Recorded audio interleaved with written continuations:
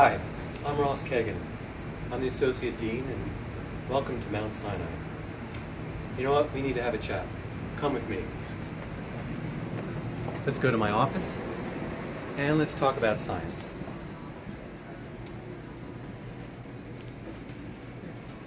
Now, right now, I'm in Venice Beach in Los Angeles, but I'm thinking about each and every one of you. No, I'm not. But while I'm gone, I did want to record some things to have a chat with you about some large picture items. And when I get back, I'll talk about more of the details. But this week is not about details. This week is feeling good about the fact that you came to Mount Sinai. So first of all, thank you, every one of you. I very much appreciate the fact that you came here and entrusted your training with us.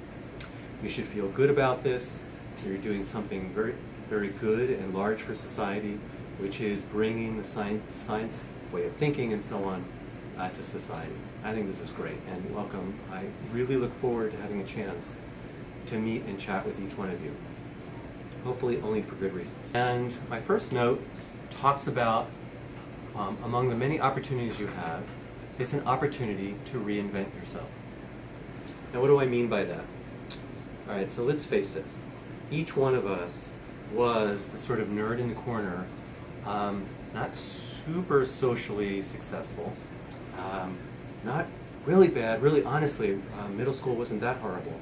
But the truth is that we built up all sorts of defenses to try to get through all those socially awkward times.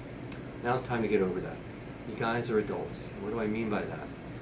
Here's an opportunity to rethink what you want in your life, how hard you want to work at this job, how serious you want to be.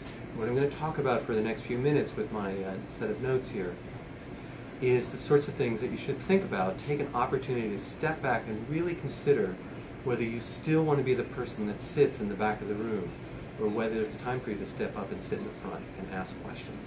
So first of all, I'm often either asked or specifically not asked, why should I work hard in graduate school? Good question. You may be surprised to find that I fall on the side of work hard. Now, the reason you want to work hard is quite simple, because when you work hard, what you get are options in life. If you work hard and you do well in your laboratory, then you'll have the options to have the sort of postdoc you want, the sort of job you want, and so on. If you don't put in the hours, what you're basically betting on is that all your experiments are going to go perfectly each time. Now, I often hear about students talking about how so-and-so is lucky and so on. And I can tell you, and all my colleagues will agree, that luck is to those who spend the most time in lab and those who work the hardest. And let me tell you why. Because people who work hard and people who don't work hard, the percent of experiments that go right and wrong is about the same. The difference is the person who puts in the time gets past the problems quickly by going through the experiments quickly, getting to the point of troubleshooting and repeating things that hadn't worked the first time, and so on. The person who spends the better part of a week doing one antibody stain, if that stain doesn't work, they're out a week. That's why you should work hard. If you do, you'll be rewarded by having options in life. That is, your life, you'll be in control of it. Your decisions will be your own. It won't be a default of what you do when you move on. Okay? And in life, having your own options and control of your life, what more can you ask? Okay. On those lines, I have lots and lots of advice. Right? I'm not going to give all of those now, but let me say a couple of them. And one of them is, it's time to get organized. Yeah, I know the stereotype about the crazy professor or the crazy scientist who has stuff strewn all over the place and so on. And you know what? There was a time where you could get away with that. But these days, you're expected to be more of a professional scientist. Science as a discipline has grown up. You as a scientist are expected to get stuff done in a relatively rapid and efficient manner. And another way that I put it to people in my lab is that science is about doing two things. It's about the thinking and the doing.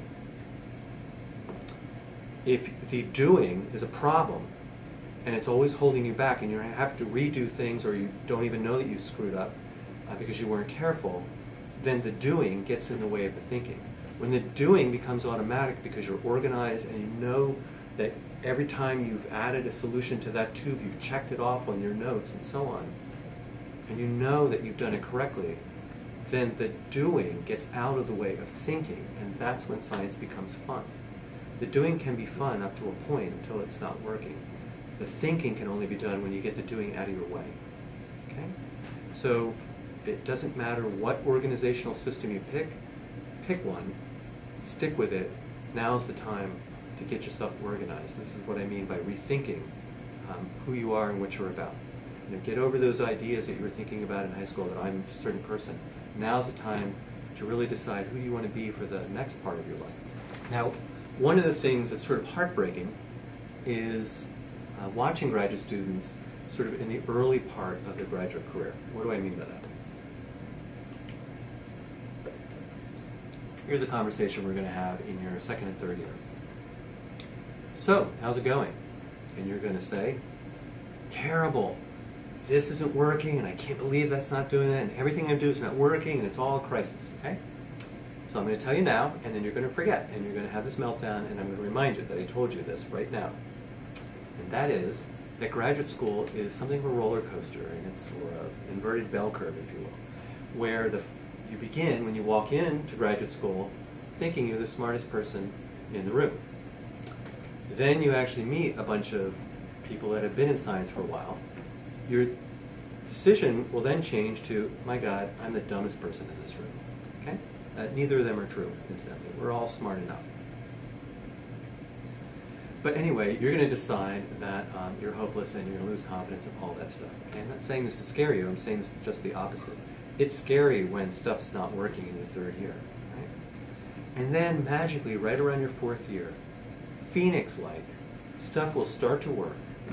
And then all of a sudden, when you finish up in your fifth, hopefully maybe sixth year, you'll look back and you go, my God, I could have done this entire thesis in 6 months. I know I could. I definitely said that when I was done.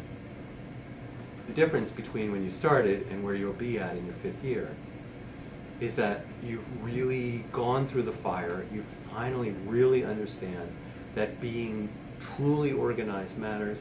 Being truly precise so that you know that you're doing things correctly actually matters. It's easy for me to tell you that.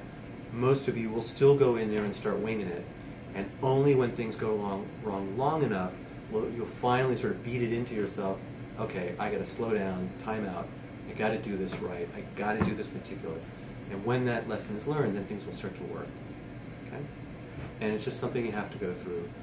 I wish I could spare you the pain. I'm trying. But when you go through those tough times, just remember, Ross told you, you are going to go through it, but there is light at the end of the tunnel. And then you'll have the sort of tough part of watching the next generation have to go through the same thing.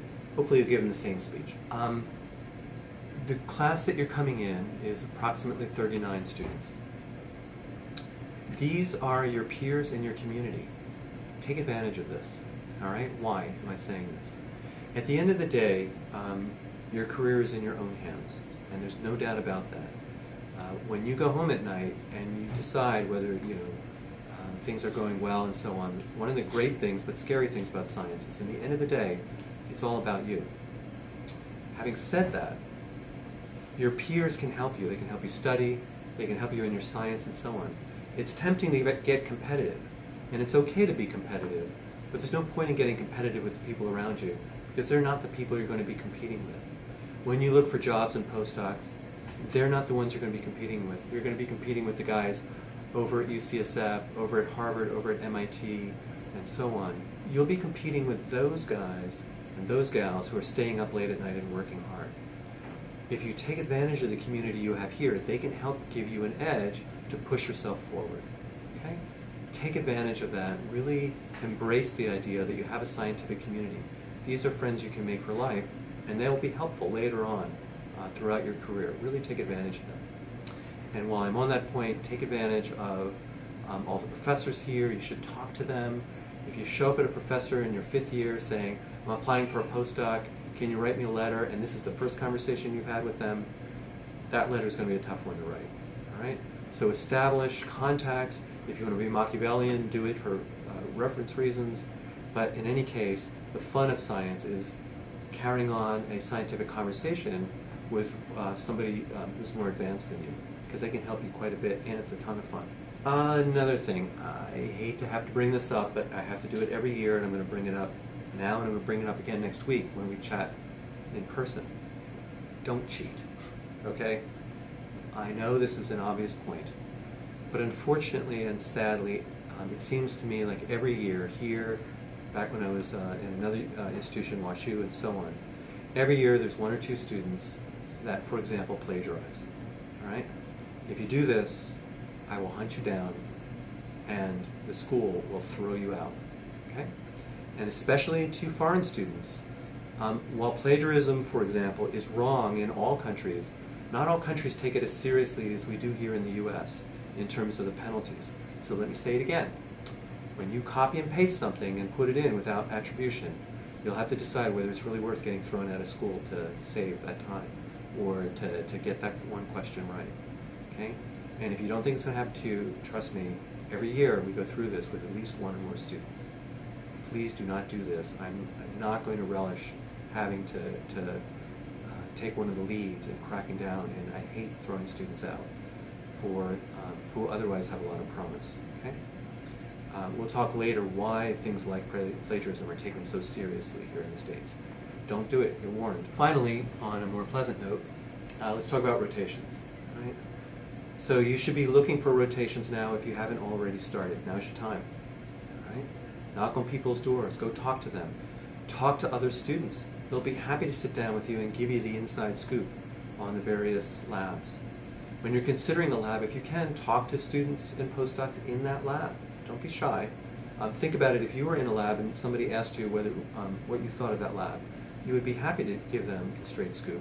They'll be happy to do the same, okay? So how to pick a good lab? Very simply, the best advice I can give you is don't pick the project, don't pick the subject, pick the lab, right? If you go to a great lab in a topic that you don't care about, within a month or two, once you learn enough about that topic, you'll begin to become obsessed with it like every good scientist. Because good labs do good science, and you just have to know enough about that subject to know why they're working on it. Very often we pick topics, I'm a neuroscientist, I'm a cancer biologist, because you happen to have a great course in college where the teacher happened to be a particularly good teacher, and now I must devote my life to that topic. That seems a little random, right? All topics are interesting. What's more important than obsessing over a particular topic, unless you have something very personal, you know, I had a family member who had a particular disease, and that's motivated me to study that. With those exceptions, pick the lab. Find out if the professor is a good person to interact with, if she or he is accessible. Find out what other people in the lab feel about it, but most important of all, because it's easy to pick labs that allow you to stay in your comfort zone, find out whether students that have come out of that lab have been successful. Let's put it this way. If you go to a lab and you have a terrible time, and your science goes great, and you go on and get a great position, that's a win. If you go to a lab where they tell you how great you are, and they don't tell you the truth, which maybe that you're great, but they're not straight with you, and then your science doesn't go well because nobody stepped up and really was straight with you, and you go off and you don't achieve what you could, that's not a win. Okay? So think about that when you're choosing labs. Finding a lab that will push you is a good thing, not a bad thing. Finally, I would say embrace your opportunity here. This is an amazing opportunity. Don't be afraid to really shoot for being a truly great scientist. And what do I mean by that? Don't sit in the back of the room with your buddies, okay? You need to get over that. Everybody, every PI here, every professor here knows the ones who sit in the back in the pack in the student ghetto, just like there's a PI ghetto, as you'll see, which is in the front. And those students who have the courage to sit in the front and ask questions, all right? I'm talking about at talks, at lectures, and so on.